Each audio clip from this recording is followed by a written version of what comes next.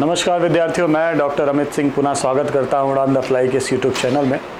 और आज हम लोग बात करने जा रहे हैं आपके जो बीए तृतीय वर्ष है उसके द्वितीय पेपर की आखिरी यूनिट के बारे में, जिसमें हम लोग को बातचीत करनी है इम्पीरियलिज्म एंड कॉलोनिज्म के बारे में, साम्राज्यवाद और उपनिवेशवाद। उसके अलावा एक और टॉपिक है, वो है द्वितीय विश्व युद्ध।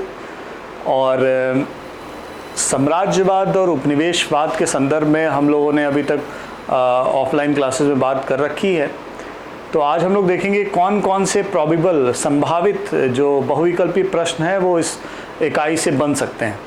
तो साम्राज्यवाद और उपनिवेशवाद क्या है उसके बारे में एक सामान्य जानकारी मैं फिर से आप लोग को दे देता हूँ। साम्राज्यवाद अर्थात अपनी सीमाओं का विस्तार करना और दूसरे देशों पर अपना अधिकार स्थापित कर लेना, ऐसी एक प्रक्रिया को हम इम्पीरियलिज्म या साम्राज्यवाद के तौर पे देखते हैं। और पूंजीवादी जो व्यवस्था है जिसमें आर्थिक प्रगति के पश्चात अर्थात अतिरिक्त पूंजी होने के कारण कच्चे माल की उपलब्धता को प्राप्त करने के लिए इसके अलावा बाजार की आवश्यकता हेतु दास जो कि औद्योगिकरण में कार्य आते हैं उनकी प्राप्ति हेतु हम साम्राज्यवादी प्रक्रिया करते हैं। इसके अलावा उपनिवेशवाद एक ऐसा तथ्य है जिसका अर्थ है अपने घर से इतर एक और घर का निर्माण करना, जैसे कि भारत एक लंबे समय तक ब्रिटिश उपनिवेशिक शासन के अधीन था। अर्थात अपने घर से इतर एक घर बनाना और दूसरे स्थान कमज़ोर जो राष्ट्र हैं उन पर अधिकार स्थापित कर लेना और उनको सामाजिक, आर्थिक और राजनीतिक रूप से प्रभावित करने की जो प्रक्रिया है वो उपनिवेशवाद कहलाती है। तो उपनिवेशवाद एक जटिल प्रक्रिया है और ये ज़्यादा प्रभावित करती है किसी भी उपनिवेश बने हुए राष्ट्र को साम्राज्यवाद की अपेक्षा में। और इसके प्रारंभिक साक्ष्य हमें मिलते हैं अगर हम बात करें यूनानी सभ्यता के दौरान, जहाँ पर एक समय यूनान की ऐसी स्थिति थी कि वहाँ पर आर्थिक प्रगति नहीं हो पा रही थी। उसकी बड़ी वजह थी कि यूनान के पास ऐसे स्थान नहीं थे, ऐसे संसाधन नहीं थे जिसका प्रयोग वहाँ पर बढ़ती हुई जनसंख्या के द्वारा किया जा सके। तो उस स्थिति में उन्होंने क्या किया, दूसरे इलाकों पर जा कर के अपने नए उपनिवेशों को डेवलप करना शुरू किया, जिसको हम बृहत्तर यूनान के तौर पे जानते हैं। तो ये प्रारंभिक हमें साक्ष्य मिलते हैं इतिहास में कि यूनान ने ये सबसे पहले करना प्रारंभ किया था, जिसको हम उपनिवेश कहते हैं। उसके बाद में आप देखेंगे कि इधर 16वीं-17वीं शताब्दी के दौरान में यूरोप के बहुत सारे ऐसे देश विश्व के विभिन्न भागों पर अपने उपनिवेशों के निर्माण के लिए आगे बढ़ते हैं और उन उपनिवेशों पर अपना शासन बना करके वो वहाँ से आर्थिक, सामाजिक और राजनीतिक रूप से उनको प्रभावित करने का कार्य करते हैं। और भारत में भी ब्रिटिश शासन आता है, ब्रिटिश उपनिवेशिक शक्ति आती है और वहाँ पर ये शासन व्यवस्था चल रही होती है। ठीक है, तो ये उपनिवेश और साम्राज्यवाद की प्रक्रिया है। अब हम देखते हैं कि कौन कौन से बहुविकल्पी प्रश्न हैं जो कि इस यूनिट से बन सकते हैं। तो पहला प्रश्न है हमारा, मुक्त व्यापार की नीति।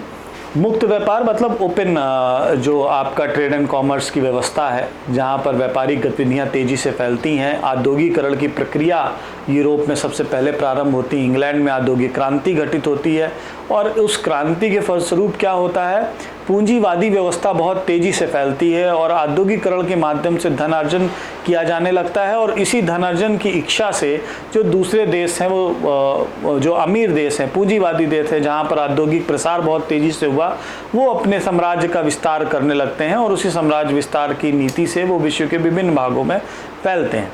तो मुक्त व्यापार एक वजह थी जिसकी वजह से साम्राज्यवादी और उपनिवेशवादी व्यवस्था आगे बढ़ती। तो मुक्त व्यापार की नीति एडम स्मिथ की किस पुस्तक में प्रतिपादित है? एडम स्मिथ एक बड़े ही महत्वपूर्ण अर्थशास्त्री हैं, समाजशास्त्री हैं। उनके द्वारा एक पुस्तक लिखी गई थी और उस पुस्तक में मुक्त व्यापार की नीति की जानकारी हमें मिलती है। तो कौन सी ये पुस्तक है? हमारे सामने 4 ऑप्शन है, wealth of Nations, dance capital, the invisible, उसके बाद the theory of moral sentiment, the invisible hand, the theory of moral sentiment. ये 4 ऑप्शन हैं हमारे पास, जिसमें इसका उत्तर होगा, इस प्रश्न का उत्तर होगा wealth of nation, wealth of nation Adam Smith की वो बुक है जिसमें वो मुक्त व्यापार की नीति के संदर्भ में जानकारी देते हैं। इसके बाद अगला जो प्रश्न है वो हमारा है कि इंग्लैंड ने दास व्यापार की समाप्ति की घोषणा कर दी थी। दासों की बेच खरीद का कार्य होता था और अटलांटिक सागर को पार करके दासों को बुलाया और रखा जाता था। दासों की आवश्यकता क्या थी? दासों की आवश्यकता थी व्यापारिक गतिविधियों में उनके प्रयोग के लिए, मतलब जो भी औद्योगिकरण की प्रक्रिया हो रही थी उनमें उनका प्रयोग किया जा रहा था, कल कारखानों में उनका यूज़ किया जा रहा था। और ये वो दौर था जहाँ पर मानव और मानव के जीवन स्तर के संदर्भ में बात होना शुरू हो जाता है, क्योंकि आगे आप देखेंगे समाजवाद जैसे विचार आते हैं, स्वतंत्रता, समानता, बंधुत्व जैसे विचार आते हैं, और ये सब विचार और मानव जीवन और उनके रहन सहन के संदर्भ में तब ये सारी चीज़ें फैलनी शुरू होती हैं जब औद्योगिकरण की प्रक्रिया होती है, मजदूर संगठनों का निर्माण होता है, मानव के बारे में चर्चा शुरू हो जाती है। तो ये सारी प्रक्रियाओं के पीछे का जो कारण है वो है औद्योगिकरण। औद्योगिक स्थिति जब डेवलप होती है तो दासों की खरीद फरोख्त का भी कार्य हो रहा होता है। तो इंग्लैंड ने दास व्यापार की समाप्ति की घोषणा कब की थी? तो ये घोषणा की थी उन्होंने 1807 में। दासों की समाप्ति की घोषणा इंग्लैंड के द्वारा कर दी गई थी। दास व्यापार की समाप्ति की घोषणा इंग्लैंड के द्वारा कर दी गई थी। इसके बाद अगला एक प्रश्न है हमारा कि साम्राज्यवाद के प्रेरक तत्व क्या है? कौन से ऐसे तत्व हैं जो साम्राज्यवादी प्रक्रिया को प्रेरणा देते हैं, जिनके माध्यम से साम्राज्यवाद आगे बढ़ता है? आगे आप देखेंगे कि विभिन्न तरीके का साम्राज्यवाद हमें दिखाई पड़ता है। सैनिक साम्राज्यवाद है, नौ साम्राज्यवाद है, जहाँ पर प्रत्यक्ष रूप से लोग ना लड़ करके अप्रत्यक्ष रूप से लड़ने का कार्य करते हैं, जैसे ऑयल डिप्लोमेसी, डॉलर डिप्लोमेसी, ऐसी बहुत सारी चीज़ें हैं। आज वर्तमान में इंटरनेट के माध्यम से जो हैकिंग हो रही है, तो बहुत सारी ऐसी चीज़ें हैं जो साम्राज्यवाद के विस्तार में महत्वपूर्ण भूमिका निभाती है।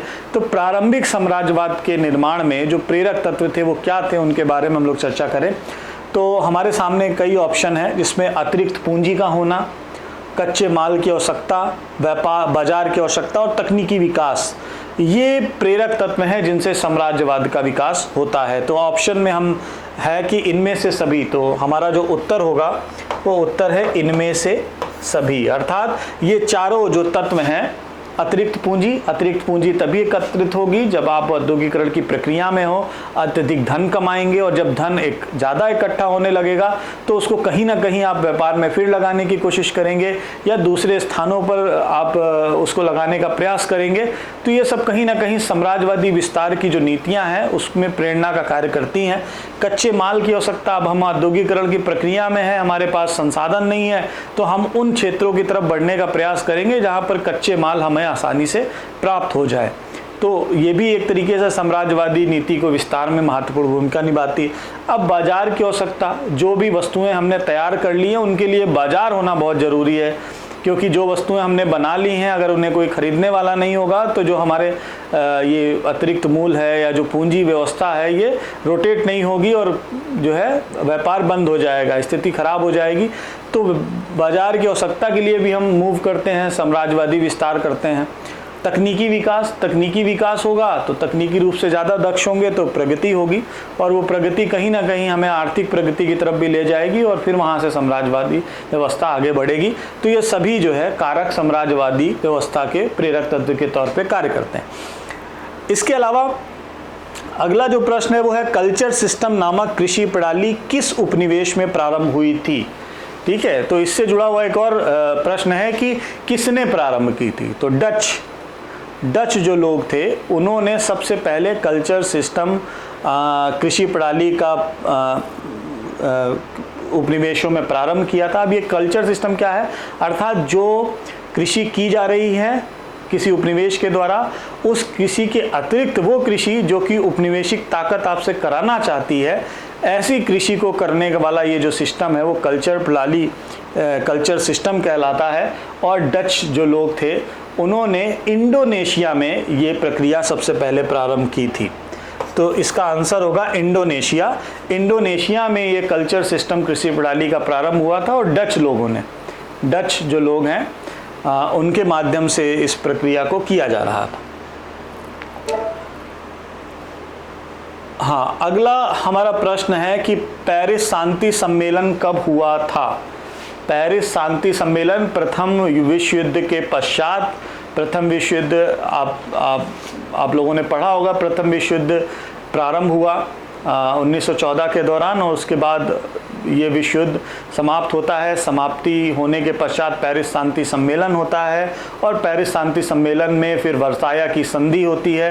पेरिस शांति सम्मेलन में ये तय कर लिया जाता है कि जर्मनी ही पूरे विश्व युद्ध का कारण है। जर्मनी पर विभिन्न आरोप प्रत्यारोपों का दौर शुरू हो जाता है और वर्साया की संधि में जर्मनी पर विभिन्न तरीके के प्रतिबंध लगा दिए जाते हैं।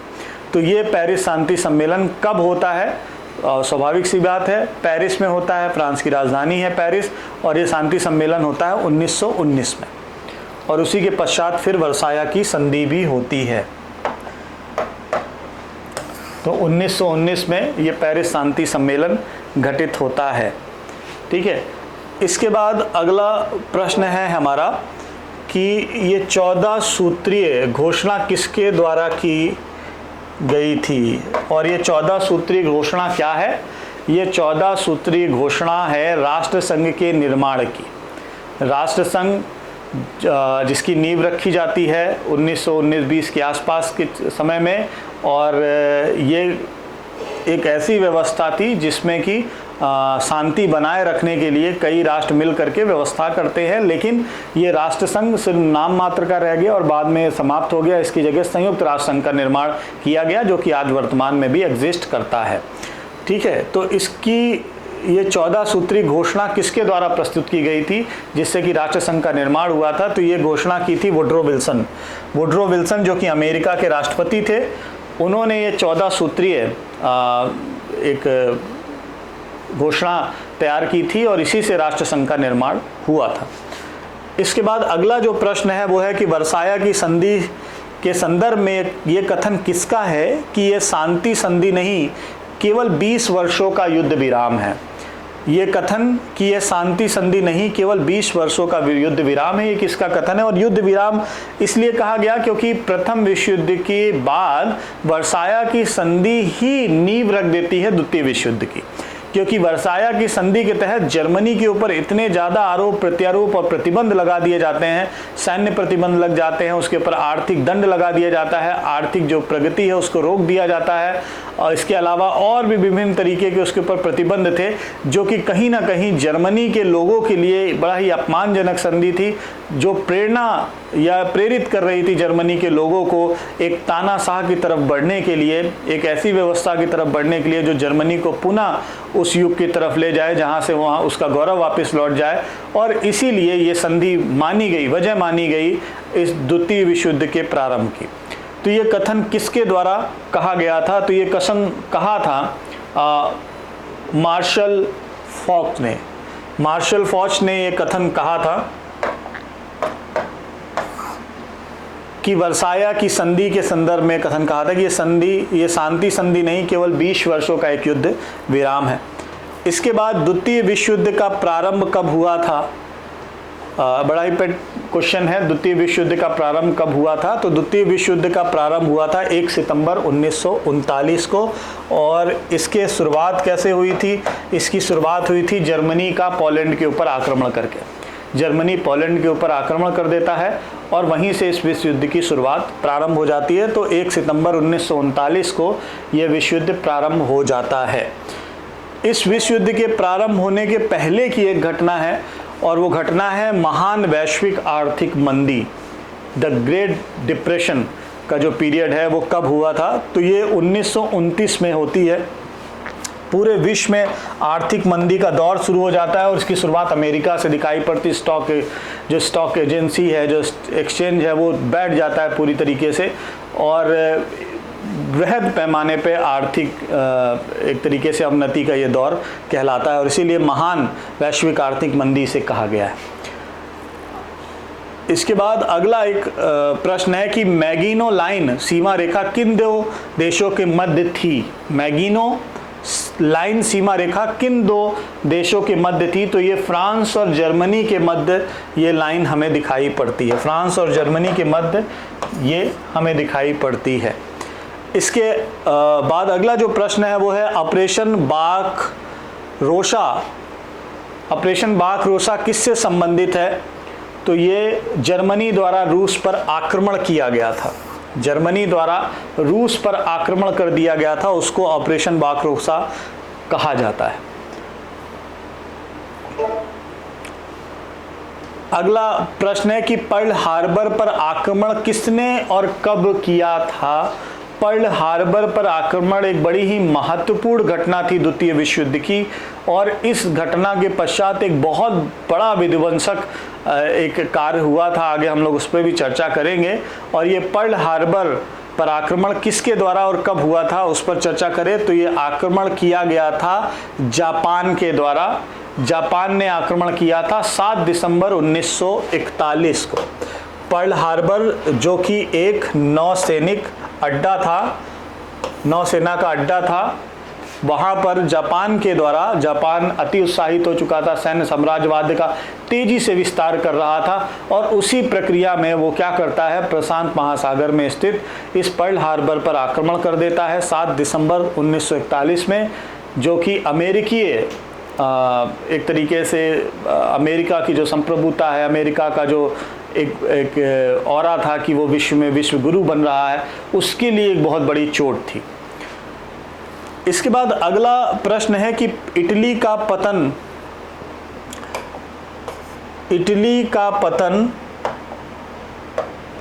कब हुआ था? मतलब द्वितीय विश्व युद्ध में इटली कब हार गया था, पूरी तरीके से समाप्त हो गया था?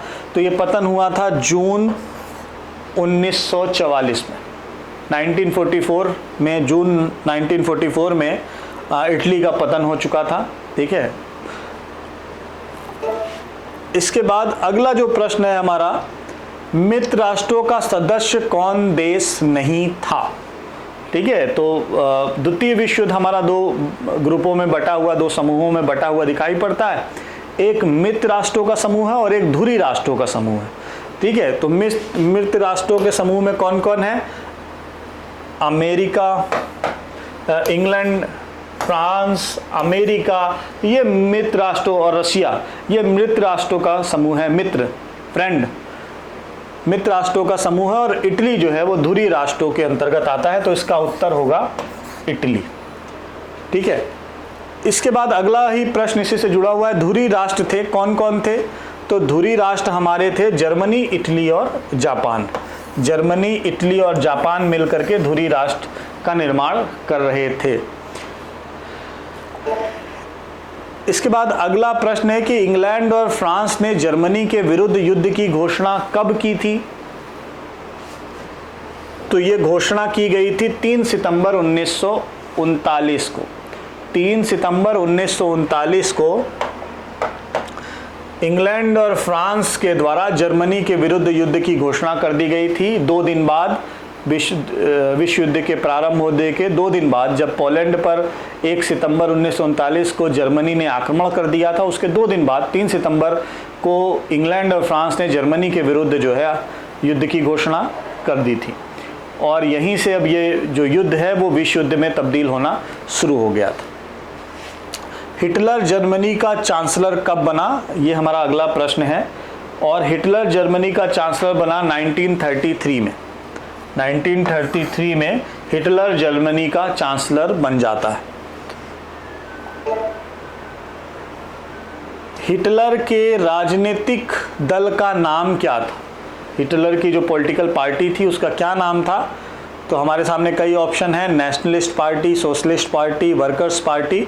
तो इसकी जो राजनीतिक दल था, जो पार्टी थी हिटलर की, उसका नाम था national socialist German workers party. ये उसके राजनीतिक दल का नाम था। इसके बाद अगला प्रश्न भी हिटलर से ही जुड़ा हुआ है कि हिटलर की आत्मकथा का नाम क्या है?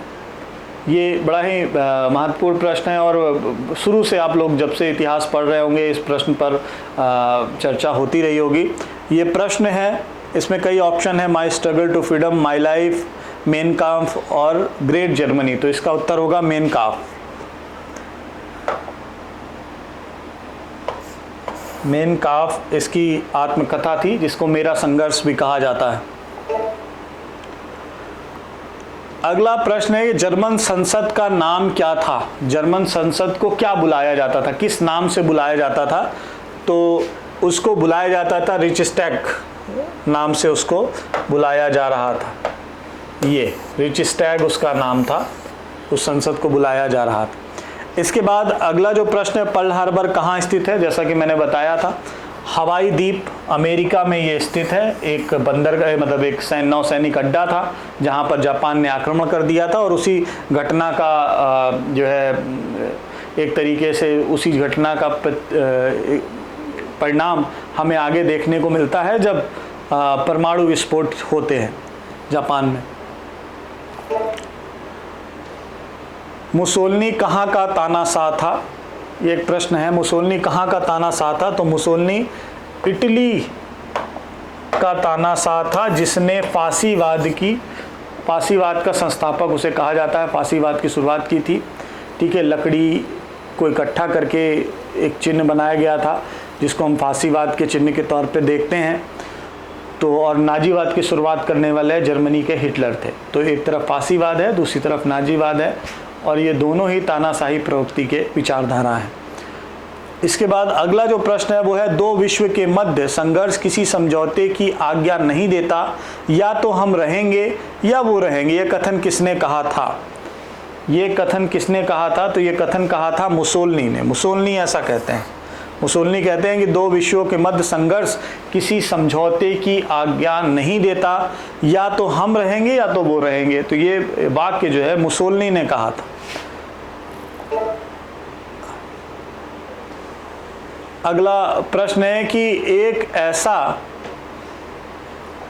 कुत्ता जो केवल भौंक सकता है किंतु काट नहीं सकता, ये कथन किसके लिए कहा गया है? अर्थात एक ऐसा कुत्ता जो सिर्फ भौंक सकता है, काट नहीं सकता, ये कथन किसके लिए कहा गया है? तो ये कथन कहा गया है राष्ट्र संघ के लिए। राष्ट्र संघ के लिए ये कथन कहा गया है। क्यों कहा गया है? इसलिए कहा गया है क्योंकि राष्ट्र संघ के पास ऐसी कोई शक्ति नहीं थी जिससे कि वो दूसरे को किसी तरीके से रोक सके। जैसा कि राष्ट्रसंघ का निर्माण हुआ, वर्साया की संधि हुई, जर्मनी पर बहुत सारे प्रतिबंध लगा दिए गए, लेकिन उसके बावजूद जर्मनी धीरे धीरे वो सारे प्रतिबंध तोड़ता गया। हिटलर के आने के बाद उस प्रतिबंधों को तोड़ने का सिलसिला और तेज़ी से चला, लेकिन फ्रांस और ब्रिटेन जैसे देश जो कि राष्ट्रसंघ की देखरेख कर रहे थे, अमेरिका जो कि दूर से बैठ के देख रहा था, उसने कोई भी रोक लगाने का कार्य नहीं किया, और राष्ट्रसंघ नाम मात्र की एक संस्था बन करके रह गई और धीरे धीरे द्वितीय विश्व युद्ध की तरफ बढ़ गया। तो ये कथन जो है इस बात को सिद्ध करता है कि राष्ट्रसंघ एक ऐसा संगठन था जो कि सिर्फ देख रहा था, कुछ कर नहीं रहा था तत्कालीन परिस्थिति के अनुसार। इसके बाद अगला और आखिरी प्रश्न है हमारा कि हिरोशिमा और नागासाकी में परमाणु बम कब गिराया गया था? तो हिरोशिमा और नागासाकी जो कि जापान में है, यहाँ पर बम गिराया गया, परमाणु बम गिरा। उसके बाद की त्रासदी आप सब जानते हैं। जापान की जो आगे की पीढ़ी है वो लंबे समय तक विकलांग रही, और हिरोशिमा और नागासाकी में ये बम 6 अगस्त और 9 अगस्त 1945 को गिरा, और उसी के बाद से द्वितीय विश्व युद्ध की समाप्ति हो गई। और अमेरिका के द्वारा ये बम गिराया गया था, और ये बम इसलिए गिराया गया था क्योंकि जापान ने दुस्साहस में पर्ल हार्बर पर आक्रमण कर दिया था, और अमेरिका अपने सैनिकों की मृत्यु के प्रति बड़ा ही सजग रहता है, और उसी सजगता का परिणाम है कि उसका बदला उसने हिरोशिमा और नागासाकी में परमाणु बम गिरा करके किया। और ये द्वितीय विश्व युद्ध की समाप्ति का दौर था। इसके बाद द्वितीय विश्व युद्ध समाप्त हो जाता है और पूरा विश्व दो धुरी में, दो भागों में बंट जाता है, पूंजीवाद और समाजवाद में, और दो विश्व शक्तियां विश्व के सामने आ जाती हैं। एक USA America, United state of America, दूसरा यूएसएसआर सोवियत रूस का एक संगठन, और नाटो और सीटो जैसे संगठनों का निर्माण होना शुरू हो जाता है, और शीत युद्ध का दौर शुरू हो जाता है। अब प्रत्यक्ष रूप से लड़ाई न करके विश्व अप्रत्यक्ष रूप से खुफिया एजेंसीज के माध्यम से, आतंकवाद के माध्यम से एक दूसरे पर आक्रमण करना, गृह युद्ध कराने के माध्यम से एक दूसरे पर इस तरीके की प्रक्रिया कर रहा था, और विश्व लगातार इस नव साम्राज्यवाद को आगे लेकर के जा रहा है। तो ये हमारा आज का टॉपिक, आज का विषय रहा, जिसमें हम लोगों ने कुछ महत्वपूर्ण प्रश्नों पर चर्चा की। आशा करते हैं कि आपके लिए ये जो महत्वपूर्ण प्रश्न है, ये वीडियो बड़ा महत्वपूर्ण होगा, आपकी परीक्षा बहुत बेहतर तरीके से जाएगी। और मैं सभी अपने विद्यार्थियों को आगामी परीक्षा के लिए शुभकामनाएं देता हूं और उन शुभकामनाओं के साथ ये कहता हूं कि भाई बेहतर तरीके से आप लोग बिना किसी नर्वसनेस के एग्ज़ाम को दीजिएगा और प्रयास करिएगा कि एग्ज़ाम बेहतर तरीके से हो पाए। ठीक है, तो आज का हमारा ये वीडियो यहीं समाप्त होता है और बीए थर्ड ईयर के सेकेंड पेपर का सिलेबस भी यहीं से समाप्त हो रहा है। तो अब अगले लेक्चर में हम लोग और विभिन्न टॉपिक्स पर बात करेंगे और फिर वही बात मैं दोहराऊंगा कि उड़ान द फ्लाई को ज़्यादा से ज़्यादा देखते रहें और आपके भविष्य में होने वाली जो विभिन्न प्रतियोगी परीक्षाएं हैं उसमें भी हम आपके लिए बहुत बढ़िया वीडियोज़ और नए नए सेगमेंट्स लेकर के आएंगे।